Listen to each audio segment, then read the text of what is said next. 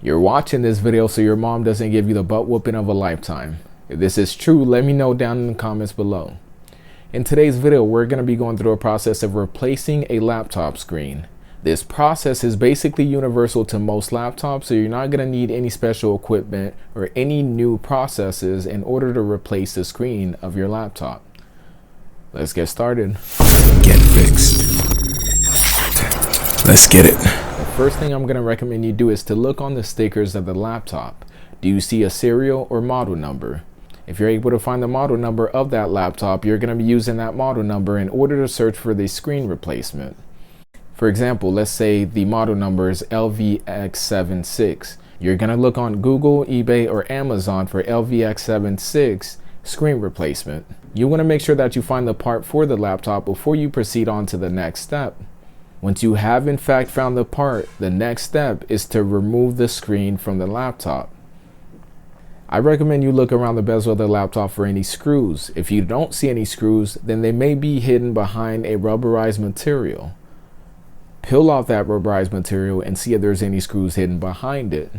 If not, then it's a clip-on bezel. What you're going to want to do is use a blade to separate the backing of the laptop with the bezel of the screen. Once you have that separated, you're most likely going to have to unscrew the screen. In this case, it's a Phillips screwdriver in order to remove the 4 screws.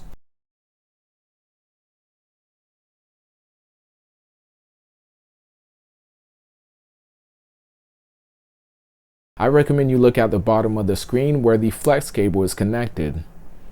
If you're able to disconnect the flex cable from there, that's perfect. But if you're not able to disconnect it from that section of the laptop, here's what you are going to have to do. Remove all the screws at the bottom of the laptop.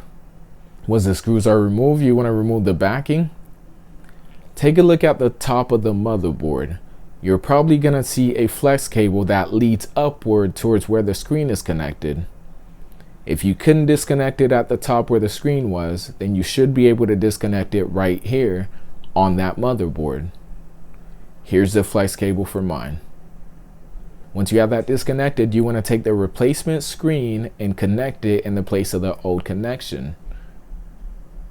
Now, before you put anything back together, I recommend that you test the device to verify that it in fact works with your new screen. Power it up and see if anything is displayed. If you don't see anything, then you may have torn the flex cable for that screen. If not, then there's something that's not connected in it. Maybe you disconnected the battery and forgot to connect it back. Once you have verified that everything in fact works, you want to put everything back together. There you have it, guys. If you have any questions, be sure to let me know what it is down in the comments below. Anyways, guys, been GD here from Get Fixed, and I'm out. Yes, sir. Peace. Let's get it.